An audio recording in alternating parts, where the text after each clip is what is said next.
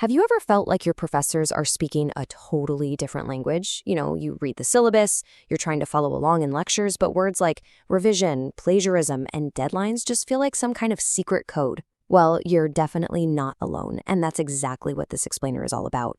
Today, we're giving you the key to unlock the language of academia. So, let's get you on the path to success. It's that time of year, isn't it? You can just feel the pressure starting to ramp up. The library suddenly has no empty seats, and everyone's throwing around this jargon that can make your head spin. It is so easy to feel overwhelmed, but I promise, by the end of this, you're going to be speaking the language like a pro. To make all this stuff really stick, we're going to follow the story of a student named Alex. Now, Alex is a first-year student, super bright, works hard, but is completely swamped by this mountain of work that's piling up.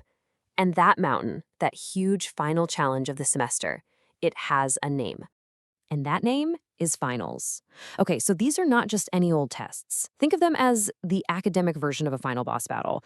They can make up a massive chunk of your grade for the entire course. So yeah, the pressure is on. For Alex and for you, doing well here is a pretty big deal. So where do you even start? Right. You wouldn't try to climb a mountain without a map, and you can't conquer finals without a strategy.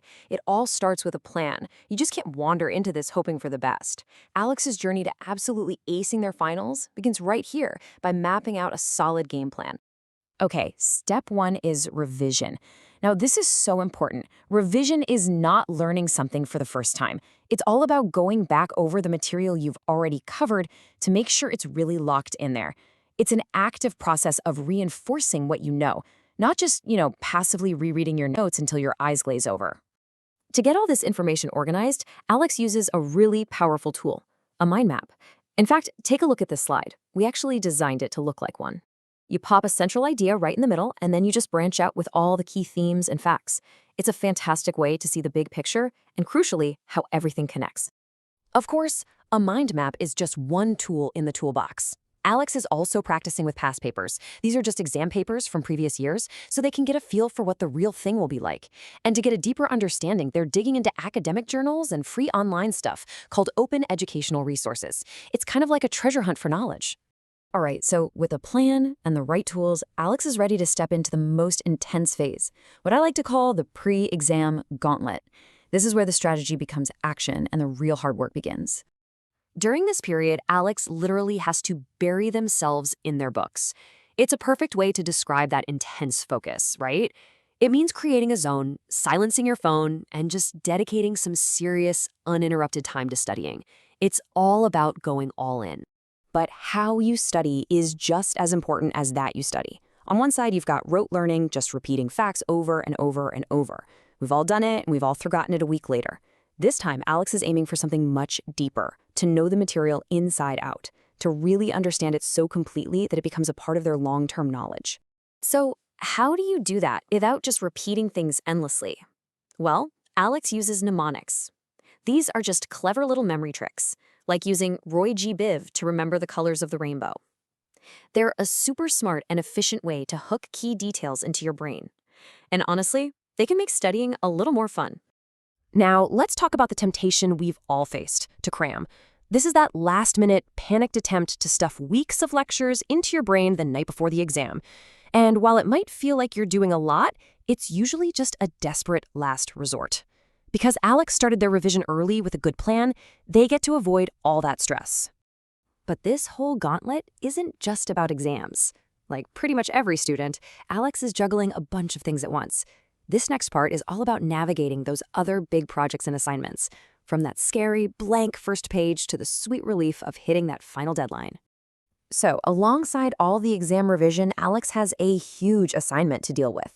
You can think of it like a mini thesis, a long essay or a research project that needs deep thought and solid writing. It's a chance to really show what you know in a way that's different from a timed test. And this slide lays out the whole journey perfectly. It all starts with that messy first draft, just getting all your ideas out there, no judgment.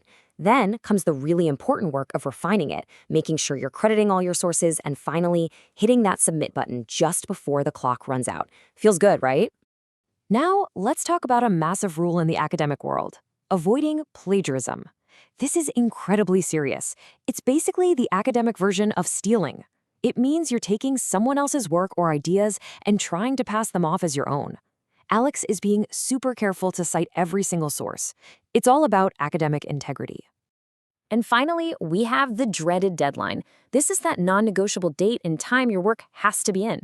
For Alex, managing their time to meet this deadline is every bit as important as the quality of the assignment itself.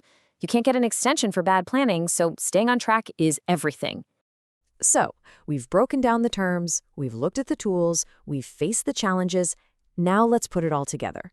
Let's do a quick recap of Alex's story and see how all these words fit into a real journey from feeling totally overwhelmed to completely acing the semester.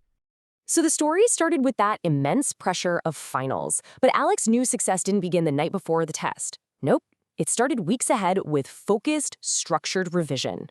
By using smart tools like a mind map, Alex built a really strong foundation of knowledge. And that strategic approach meant they could study effectively and totally avoid that desperate all-night cram session.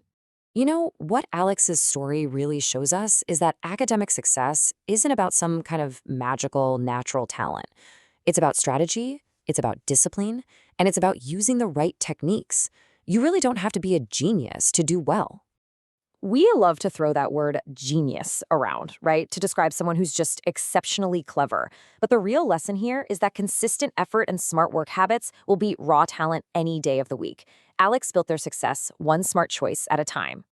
And now it's your turn. We've decoded the language. You've got the tools, you've got the vocabulary. The only question left is, how are you going to write your own success story? Go out there and make it happen.